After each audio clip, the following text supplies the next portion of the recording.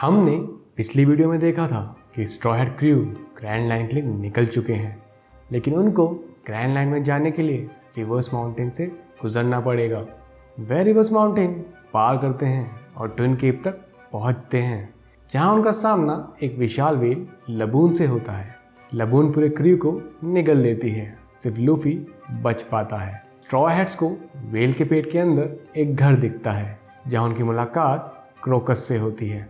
उन्हें भूकंप महसूस होते हैं, लेकिन क्रोकस बताता है कि लबून अपना सर रेड लाइन पर मार रहा है। फिर हमें दो नए कैरेक्टर दिखाए जाते हैं, मिस वेडनेसडे और मिस्टर नाइन, जो लबून को मारना चाहते हैं, लेकिन स्ट्रॉ हैट उन्हें बड़ी आसानी से हरा देते हैं। क्रोकस फिर लबून की कहानी बताता है कि जब वह एक बेबी वेल थी, वो रुम्बा पायरेट ग्रुप के पीछे रिवर्स माउंटेन आई और उन्होंने उसे वादा किया कि वे 3 साल बाद अपना सफ़र ख़त्म करके उससे दोबारा मिलने आएंगे, और वो उनका इंतज़ार पिछले 50 सालों से कर रही है। और वो रेड लाइन को तोड़ना चाहती है ताकि वो अपने दोस्तों के पास जा सके, जिसकी वजह से लबून के सर पर काफ़ी निशान हैं। लूफी लबून को चैलेंज करता है और दोनों लड़ते हैं, जो कि बराबरी का मुकाबला होता है। लूफी वादा करता है कि वो दोबारा मिलेंगे और इस मुकाबले को जारी रखेंगे, जिसको सुनते ही लबून बहुत खुश होता है। लूफी लबून के सर पर स्ट्रॉ हैट पायरेट का टैटू बनाता है ताकि वो अपना सर रेड लाइन पर दोबारा ना मारे। क्रोकस नामी को लॉक पोज देता है और उसके काम करने का तरीका समझाता है ताकि वो ग्रैंड लाइन में सफ़र कर सके। लॉक पोज बेसिकली एक आइलैंड की मैग्नेटिक फील्ड को रिकॉर्ड करता है और उस आइलैंड के सबसे नज़दीक वाले आइलैंड की ओर डायरेक्शन देता है। क्रोकस उनको वन पीस की लोकेशन भी बताता है, जो एक आइलैंड राफ्टेल पे हो सकती है, जहां पूर्व पायरेट किंग आखिरी बार गए थे।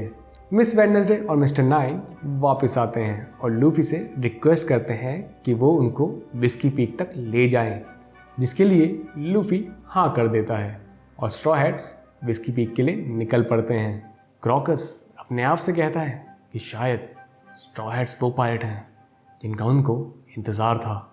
स्ट्रॉ हैट्स विस्की पीक पहुंचते हैं, जहां उनका धूमधाम से स्वागत होता है और उनको दारू और खाना ऑफर किया जाता है, लेकिन हमको जल्दी पता चल जाता है कि ये लोग बाउंटी हंटर्स हैं, जो बरॉक वर्क के लिए काम करते हैं, और जो भी ग्रैंड लाइन से यहाँ आता है ये उनकी बाउंटी क्लेम करते हैं।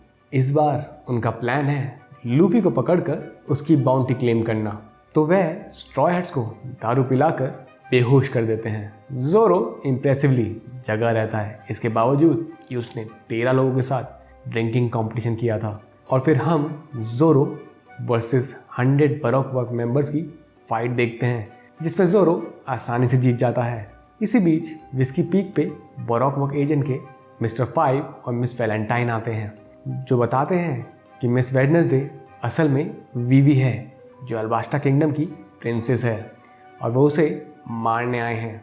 इसी बीच लूफी नींद से जगता है और सिचुएशन को मिसअंडरस्टैंड करता है कि जोरो ने उन लोगों की हॉस्पिटैलिटी का बदला इस तरह चुकाया, जिससे लूफी और जोरो के बीच लड़ाई होती है, और वो दोनों एजेंट्स अपने आप को उस फाइट के बीच में पाते हैं और बहुत जल्दी हार जाते हैं।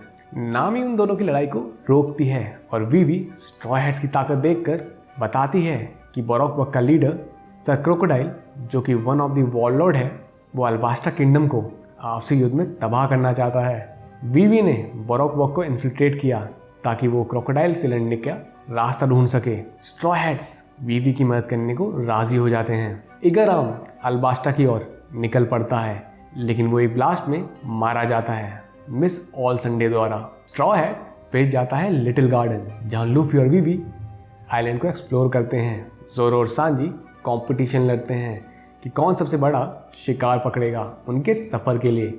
नामी और ऊसो शिप में रहते हैं। वहाँ वह 2 जायंट से मिलते हैं, डोरी और ब्रोगी, जो अल्बाब देश से हैं और उन्हें लगभग 100 साल से एक निरंतर युद्ध में हैं। उनको याद भी नहीं कि उन्होंने लड़ाई क्यों शुरू की। ऊसो उन जायंट से इम्प्रेस होकर उनको अपना आइडल मानता है और उनकी तरह एक समुद्री योद्धा बनना चाहता है। हालांकि उनकी लड़ाई मिस्टर 3 और बरॉक वर्क के अन्य सदस्यों के आने के कारण रुक जाती है, जो जायंट्स को पकड़ने का प्लान बनाते हैं। वह डोरी के अल्कोहल बैरल में एक्सप्लोजिव मिला देते हैं और जब डोरी उनको पीता है तो वो उसके अंदर विस्फोट हो जाते हैं और उसको अंदर से घायल कर देते हैं। जब ये सब चल रहा होता है तो सांजी सर क्रोकोडाइल से बात कर रहा होता है डैन मुशी के द्वारा। क्रोकोडाइल सोचता है कि वो मिस्टर 3 से बात कर रहा है और कुछ क्रूशियल इन्फॉर्मेशन बता देता है। मिस्टर 3 और मिस गोल्डन वीक एक टफ अपोनेंट साबित होते हैं स्ट्रॉ हैट्स के लिए। मिस्टर 3 जोरो, नामी और विवी को अपने डेल फ्रूट पावर से एक वैक्स से बने केक में बंदी बना लेता है और मिस गोल्डन वीक लूफी को रोकती है अपनी पेंटिंग से। उसॉप और विवी का पेट बर्ड कुरो प्लान बनाते हैं और अपने दोस्तों को बचाते हैं। लूफी और उसका क्रू मिस्टर 3 और बाकी बचे हुए बरोक वर्क मेंबर को हराते हैं। जब वे आइलैंड से निकलते हैं तो एक विशाल फिश उन पर अटैक करती है, लेकिन डोरी और ब्रोगी उन्हें बचाते हैं और उनको याद आता है कि उनकी लड़ाई सिर्फ इस बात पर थी कि किसकी मछली बड़ी है। लिटिल गार्डन से निकलकर नामी बीमार पड़ जाती है तो स्ट्रॉ हैट्स अपने अल्बास्टा मिशन को होल्ड करके ड्रम आइलैंड की तरफ निकलते हैं। रास्ते में उनको वॉपल मिलता है, ड्रम आइलैंड का फॉर्मर किंग, जो उनकी शिप को खाने लगता है और लूफी उसको मार भगाता है। वो ड्रम आइलैंड पहुंचते हैं और लोगों से मदद मांगते हैं। वहाँ उनकी मुलाकात डाल्टन से होती है जो वॉपल का पूर्व सैनिक होता है और वो उनको बताता है कि नामी की मदद सिर्फ डॉक्टर कुरेहा कर सकती है। डाल्टन ये भी बताता है कि वॉपल ड्रम आइलैंड का पूर्व राजा था, लेकिन वो एक बहुत ही बुरा राजा था और एक भगोड़ा था जो अपने देश को छोड़कर भाग गया। जब ब्लैक पायरेट्स ने इस आइलैंड पर हमला किया, वो अपने साथ सारे डॉक्टर ले गया, सिर्फ एक को छोड़कर, डॉक्टर कुरेहा को, जिसे लोग विच बोलते हैं। डॉक्टर कुरेहा ने वॉपल के भागने के बाद ड्रम कासल में रहना शुरू कर दिया। हालांकि वॉपल वापस लौटता है और एक लड़ाई होती है जिसमें डाल्टन वॉपल से लड़ाई करता है। डाल्टन उसके पूर्व साथी चेस द्वारा फेंके गए तीरों से घायल हो जाता है। एक एवलांचे लड़ाई को रोकता है, लेकिन इसमें सांजी को चोट लगती है। लूफी सांजी और नामी को लेके ऊंची पहाड़ी चढ़ता है और बड़ी मुश्किल से ऊपर पहुंचता है। उनका इलाज डॉक्टर कुरेहा और उसका रेनडियर चॉपर करते हैं और कुरेहा बताती है कि चॉपर को ट्रस्ट इश्यूज हैं और हमें चॉपर की कहानी सुनाई जाती है। चॉपर वास्तव में रेनडियर था जिसने गलती से हिटोनोमी डेविल फ्रूट खा लिया, जिससे उसको ह्यूमन लेवल इंटेलिजेंस मिली और वो ह्यूमन की तरह ट्रांसफॉर्म हो सकता था और एक हाफ ह्यूमन और हाफ रेनडियर बन गया, जिसकी वजह से रेनडियर ने उसको उनके झुंड से निकाल दिया और इंसानों ने उसको मॉन्स्टर समझा, सिवाय डॉक्टर ह्यूलुक के। डॉक्टर ह्यूलुक एक फेमस डॉक्टर था जो जाना जाता था अपने पेशेंट के ऊपर एक्सपेरिमेंट करने के लिए ताकि वो उनकी मदद कर सके, लेकिन उनका प्लान हमेशा बैकफायर हो जाता था। एक दिन डॉक्टर ह्यूलुक को घायल चॉपर मिला जो उसकी मरहम पट्टी करते हैं और चॉपर को अडॉप्ट कर लेते हैं। हमको पता चलता है कि ह्यूलुक का गोल है इस आइलैंड के लोगों के दिल से एक बीमारी को हटाना और वो मानते हैं कि इसका इलाज चेरी ब्लॉसम है। 1 साल बाद जब चॉपर पूरी तरह से ठीक हो जाता है तो ह्यूलुक उसको घर से बाहर निकाल देते हैं। हमको बाद में पता चलता है ये सब ह्यूलुक का प्लान है चेरी ब्लॉसम को ड्रम आइलैंड लाने का, ताकि चॉपर उसको देख सके, क्योंकि ह्यूलुक के पास ज़्यादा वक्त नहीं बचा क्योंकि वो बीमार है। लेकिन चॉपर को ह्यूलुक की बीमारी के बारे में पता था। चॉपर उस मशरूम को ढूंढता है जो डॉक्टर ह्यूलुक ने बताया था कि सब बीमारी को ठीक कर सकता है। सारी मुश्किलें पार करने के बाद चॉपर को मशरूम मिल जाता है। चॉपर की बनाई हुई मेडिसिन लेने के बाद ह्यूलुक कुरेहा के पास जाता है और उसे रिक्वेस्ट करता है कि चॉपर को डॉक्टर बनने की ट्रेनिंग दे, क्योंकि उसके पास अब ज़्यादा वक्त नहीं बचा और वो वॉपल कासल के लिए निकल पड़ता है। हमें पता चलता है कि जो मशरूम चॉपर ने ह्यूलुक को दिया वो असल में एक जहरीला मशरूम था और ह्यूलुक ने झूठ बोला था अपनी कंडीशन के बारे में। ह्यूलुक वॉपल कासल जाता है ताकि वो बीमार डॉक्टरों को ठीक कर सके, पर उसे वहाँ जाके पता चलता है कि ये सब प्लानिंग थी वॉपल की उसको मारने की। और हमें one of the best speeches मिलती है वन पीस की। वो कहता है that a man only dies when he is forgotten, एक आदमी तभी मरता है जब उसको बुला दिया जाए।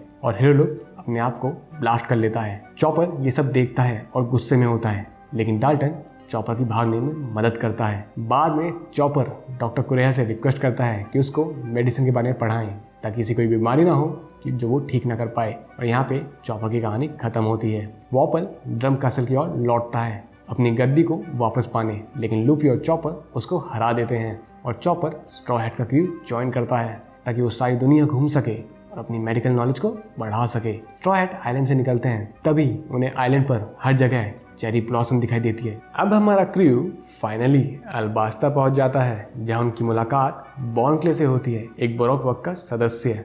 वह एकदम दोस्त बन जाते हैं, इस बात से अनजान कि बॉन्क्ले का संगठन उन लोगों को ढूंढ रहा है। बॉन्क्ले अपने डेल फ्रूट की ताकत दिखाता है जो किसी को भी कॉपी कर सकता है जिसको वह एक बार छू ले, और वह अपने आप को अलग अलग इंसानों में बदलने लगता है। उनमें से एक चेहरा होता है नेफर्टरी कोबरा का, जो वीवी के पिता हैं, जिससे वीवी को पता चलता है कि बॉन्क्ले एक बॉरॉकवॉक एजेंट है। स्ट्रॉ हैट एक प्लान बनाते हैं कि वे अपने बाएं हाथ पर एक्स का निशान बनाएंगे ताकि वे साबित कर सकें कि वह असली क्रू सदस्य हैं और उनके रूप में बॉन्क्ले नहीं। एलाबास्टा किंगडम की तरफ जाते वक्त स्ट्रॉ हैट की मुलाकात स्मोकर और लूफी के भाई एस से होती है, जो उनको स्मोकर से बचाता है और लूफी को इनवाइट करता है वाइट बियर्ड पायरेट को ज्वाइन करने के लिए, लेकिन लूफी मना कर देता है। एस लूफी को बताता है कि वह एल्बास्टा एक पायरेट ब्लैक बियर्ड को ढूंढने आया है, और फिर एस लूफी को विवरे कार्ड देता है और कहता है कि ये हमको फ्यूचर में मिलाएगा, और वह चला जाता है। जिनको नहीं पता विवरे कार्ड क्या होता है, ये एक जीपीएस की तरह है जो आपको एक दूसरे की लोकेशन ट्रैक करने में मदद करता है। तो स्ट्रॉ हैट रेन बेस पहुंचता है सपनों के शहर में, जहां बॉरॉकवॉक का लीडर क्रोकोडाइल रहता है। शहर में आने के बाद वह कैसीनो जाते हैं, जहां वे जल्द ही पकड़े जाते हैं कैसीनो के बेसमेंट में स्मोकर के साथ, जो उनके पीछे था उनको पकड़ने के लिए। जल्द ही सांजी सबको बचा लेता है और क्रोकोडाइल के सारे पालतू जानवरों को हरा देता है। कैसीनो से बाहर स्मोकर लूफी को जाने देता है क्योंकि उसने उसकी जान बचाई थी। स्ट्रॉ हैट फिर अल्बास्ता की राजधानी अलुबाना जाते हैं वहाँ होने वाले सिविल वॉर को रोकने के लिए, लेकिन क्रोकोडाइल उनको रोकने की कोशिश करता है, जिससे लूफी और उसमें फाइट होती है ताकि दूसरे आगे जा सके। लूफी देखता है कि उसका कोई भी हमला काम नहीं कर रहा और वो हार जाता है। क्रोकोडाइल अपना हुक लूफी की चेस्ट में मारता है और लूफी को मरने के लिए छोड़ देता है, लेकिन मिस संडे लूफी को बचाती है। राजधानी में straw hat crew civil war रोकने में असफल रहते हैं और अपने आप को बॉरॉकवॉक के सदस्यों के साथ 1-on-1 फाइट में पाते हैं। नामी की पहली 1-on-1 fight miss double finger के साथ होती है। ऊसॉप और चॉपर एक टीम बनाकर मिस्टर फोर और मिस मैरी क्रिसमस को हराते हैं। सांजी बॉन्क्ले से लड़ाई करता है और जोरो नई टेक्निक सीखता है जिसके जरिए वह स्टील को काट सकता है और वो मिस्टर वन को हराता है।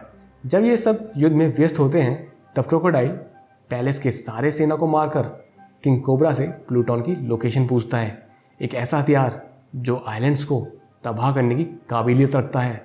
स्थिति खराब होती जाती है और क्रोकोडाइल वीवी को मारने के लिए उसे महल से गिरा देता है, लेकिन लूफी उसको बचा लेता है। लूफी क्रोकोडाइल से कहता है कि उसने उसकी कमजोरी ढूंढ निकाली है जो कि पानी है और अब वो उसे मार सकता है। लूफी और क्रोकोडाइल की दूसरी फाइट शुरू होती है। यह पिछली लड़ाई की तरह एक तरफा नहीं थी, लेकिन फिर भी लूफी दूसरी बार भी हार जाता है। इसके बाद किंग कोबरा क्रोकोडाइल और मिस ऑल संडे को पॉनीग्लिफ के स्थान पर ले जाते हैं।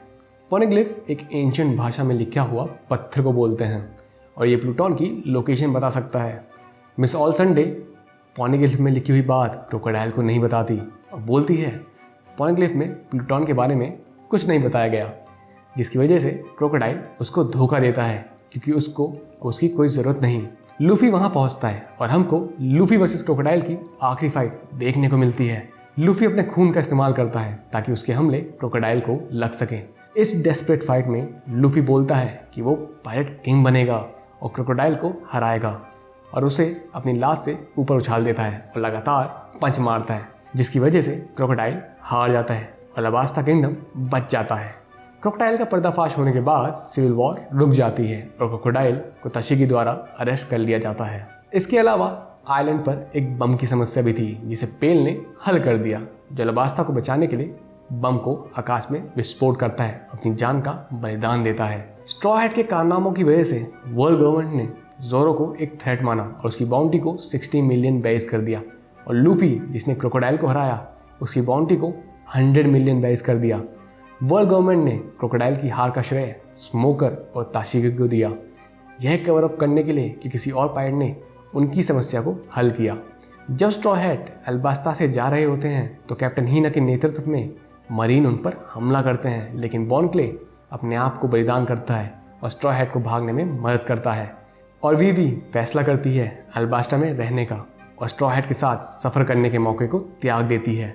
स्ट्रॉ हैट वीवी को अलविदा कहते हैं। एक बहुत ही संवेदनशील पल के साथ वे अपने हाथ ऊपर लाते हैं और अपना एक्स मार्क दिखाते हैं, जो दर्शाता है उनके मस्ती और हंसी भरे सफ़र और उनकी दोस्ती को। अगर आपको ये वीडियो पसंद आए तो प्लीज़ लाइक एंड सब्सक्राइब, और मैं आपसे मिलूंगा स्काइप की सागा में।